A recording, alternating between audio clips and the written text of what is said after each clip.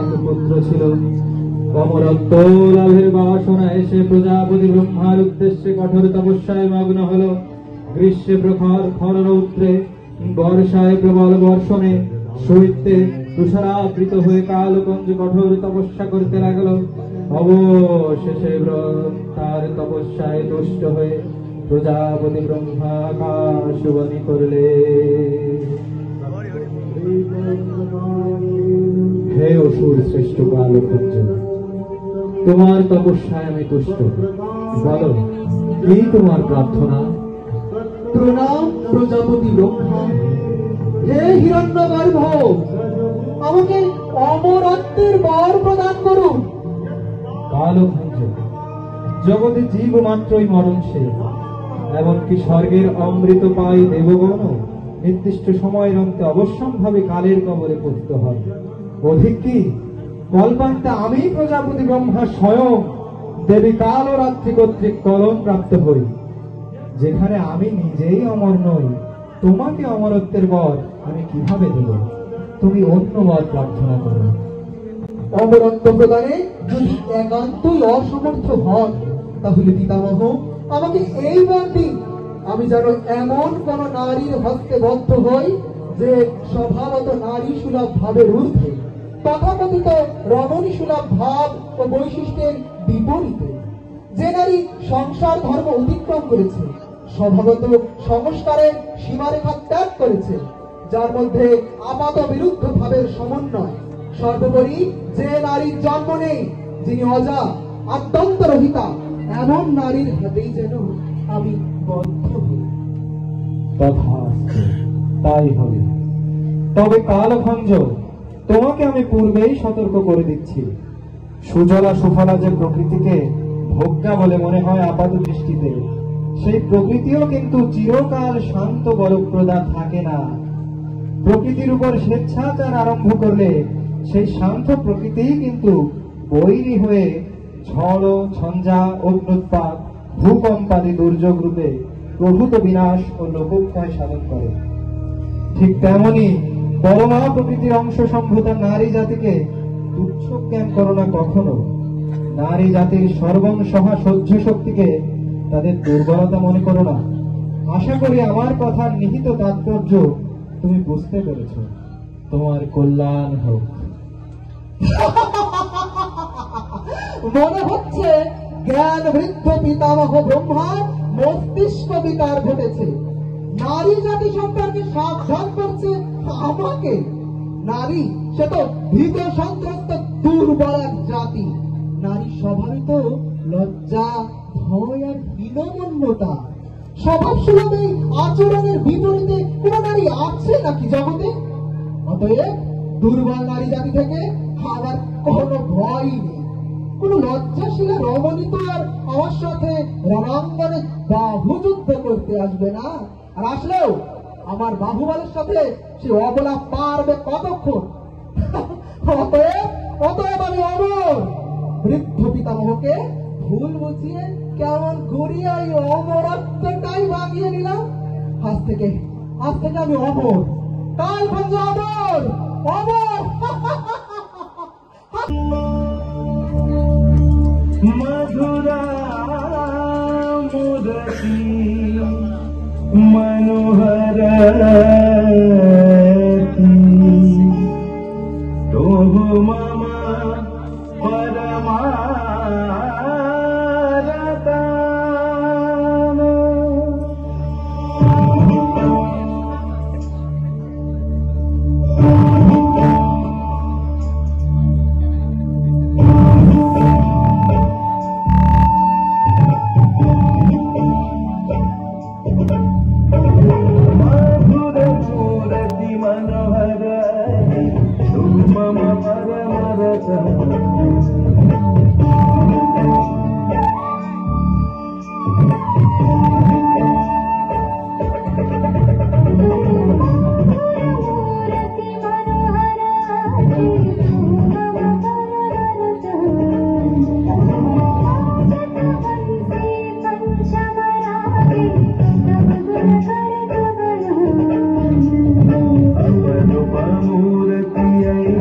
तो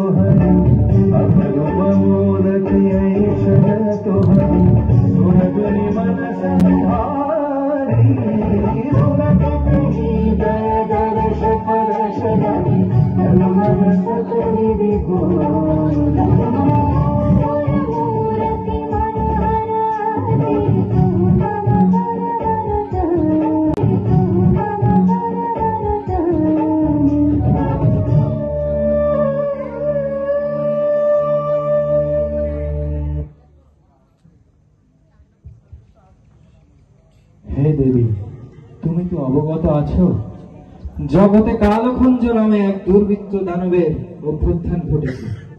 কালখঞ্জের উৎপীড়নে তোমার সন্তান জগৎবাসী বিপর্যস্ত। বিশেষত অবলা নারীগণ সেই অসুর কর্তৃক অপমানিতা হচ্ছে। তবে প্রজাপতি ব্রহ্মার ঘরে সেই অসুর কালখঞ্জ একমাত্র এমন কোন নারীর হাতেই রদ্ধ হবে যে নারী অজা, নিত্যা এবং স্বভাবত নারী সুলভ বৈশিষ্ট্যের বিপরীতে। কিন্তু জগতে যত নারী দৃষ্ট হয় তারা হয় কুলবধূ বিধায় সলজ্জ, নতুবা বিদুষী ও সাধিকা বিধায় বিনম্র। এই স্বভাব সিদ্ধ ভাবের বিপরীতে কোন নারী জগতে সচরাচর দৃষ্ট হয় না।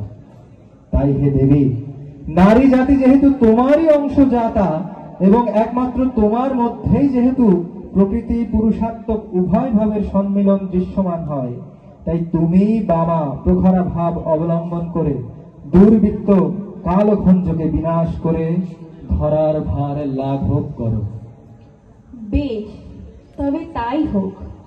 প্রকৃতি শান্তা, কমলা, কল্যাণী এবং সর্বংসহা, কিন্তু প্রকৃতির এই সহ্য শক্তিকে তার দুর্বলতা মনে করে তার উপর নিপীড়ন করলে তার ফল হয় ভয়াবহ। নারী জাতির কুলজনিত লজ্জা, নম্রতা ও শীতলাকে তাদের অপারগতা ভেবে নিয়ে উৎপীড়ন যে করবে তারা মূর্খ। তারা আমার রৌদ্রমূর্তির সাথে পরিচিত নয়। আমি যেমন বিশ্বকে সৃষ্টি করি, ভরণ করি, পালন করি, তেমনি আমি সংহার করি। আমার মাতৃরূপেণা সংস্থিতা মূর্তি দেখে যদি কেউ আমার শক্তিরূপেণা সংস্থিতা মূর্তির কথা ভুলে যায়, তাহলে সে নিতান্তই মূর্খ। জগৎবাসী নির্ভয় হোক। অনতিবিলম্বে কাল সংকর্ষিণী হয়ে কালী রূপে আমি কালখঞ্জকে বিনাশ করব।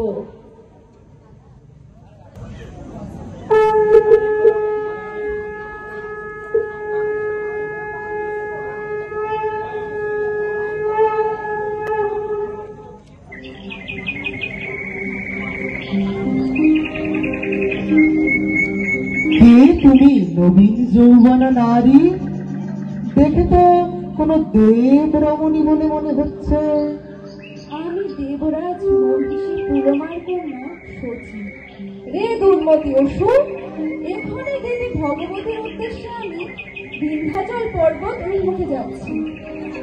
আমার পথ ছাড়ো, পূজা কার্যে বিলম্ব হয়ে যাচ্ছে। দাঁড়াও দাঁড়াও, এত ব্যস্ততা কিসে? একটু রসালাপ করো আমার সাথে। আমি এখন স্বর্গের অধিপতি, তুমি বরং আমাকেই ভোজনা করো। ওসব দেব দেবীর পূজা করে বৃথা সময় নষ্ট করো না। আর দুর্বুদ্ধি অসুর, আমার স্বামী দেবরাজ ইন্দ্র, আমি তার সাধ্যে স্ত্রী। তুই অসৎ উদ্দেশ্যে আমার কাছে আসতে চাইলে এই মুহূর্তে সতী নারীর তেজে ভস্ম হয়ে যাবে। ভালোভাবে বলছি, আমার পথ ছেড়ে দে, যেতে দে আমাকে। তাই নাকি? দেবগণকে পরাস্ত করে সর্বশাসন করছি আমি, আর তুমি অবলা একাকিনী নারী, তুমি কিনা আমাকে ভস্ম করে দেবে? দুর্বল নারী জাতির এই বৃথা স্ফলন দেখে করুণাও হয়, হাসিও পায়। আয় আয় আয় আমার সাথে, দেখি আজকে তোর কোন দেবী এসে আমার হাত থেকে তোকে রক্ষা করে। চল চল আমার সাথে, চল।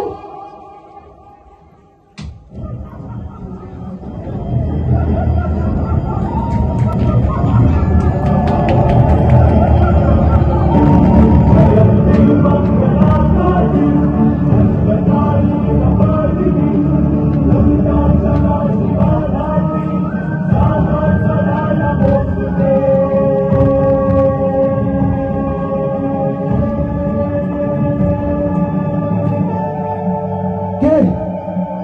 নির্লজ্জা নারী, কামিনী সুলভ স্বভাব পরিত্যাগ করে রণাঙ্গনে অবতীর্ণ হয়েছিস?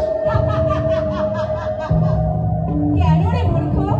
কামিনীগণের কাজ কি শুধুই কামনা প্রসাধন আর রন্ধন প্রস্তুত করা? তুই কোনোদিন কোনো রণরঙ্গিনী দেখিসনি, সেটা তোরই মন্দ ভাগ্য।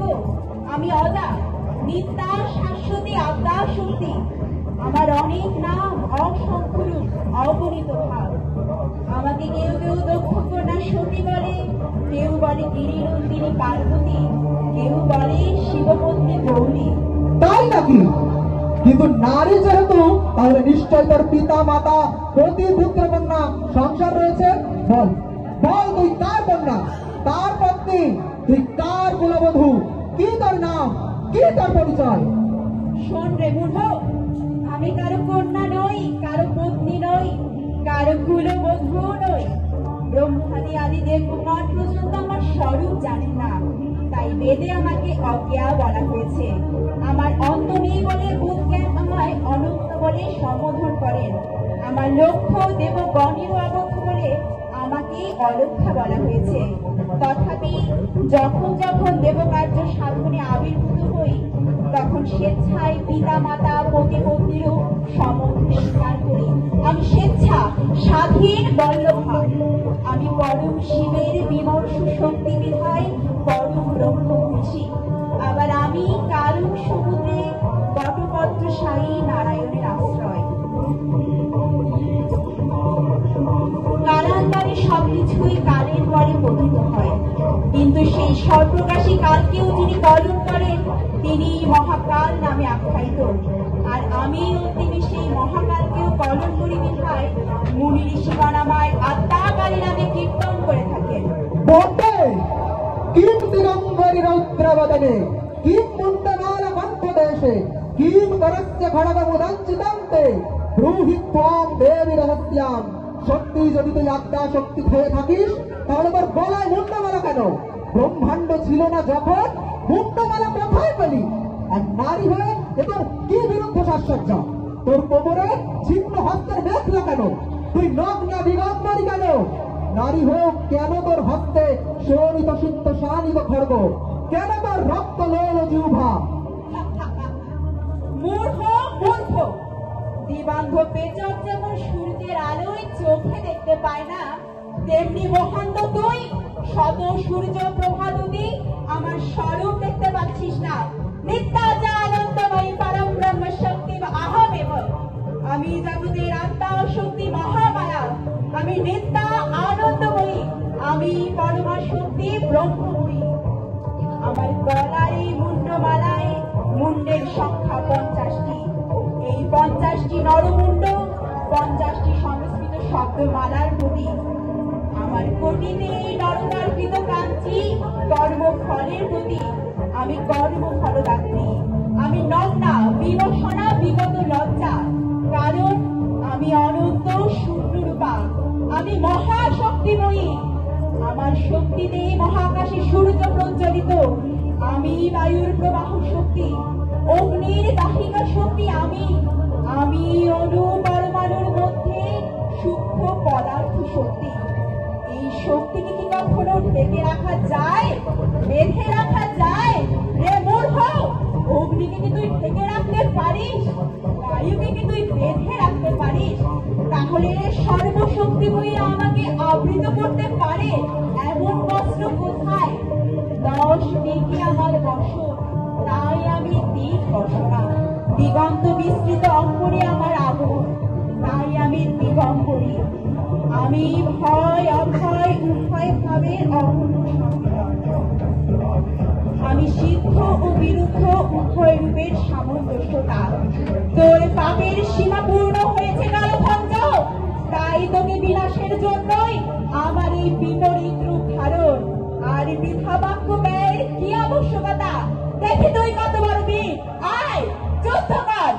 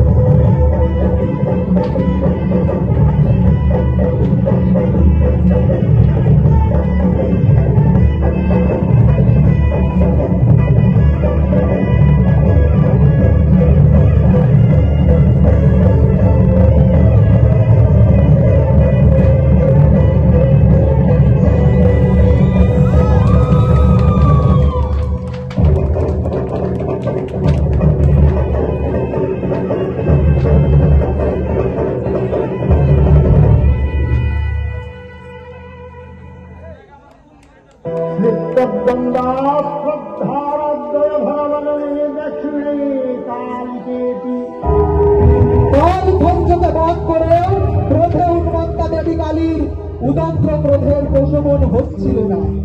তার গুরু পদভারে ধরাতাল রসাতাল গামিনী হওয়ার উপক্রম হলে দেবগণের অনুরোধে দেবাদিদেব মহাদেব আসেন। তিনি শ্মশান ভূমিতে সব দেহের ন্যায় শায়িত হন। গুরু নিবন্দিনী দেবী কালী গুরু গর্জনের অনুন্মত্ত হয়ে শ্মশানে বিচরণ করেন। তার অকল অলক্ষ্যে অসতর্ক পদবিক্ষেপে দেবী কালী তার দক্ষিণ শ্রীচরণ মহাদেবের বক্ষ স্থাপন করেন।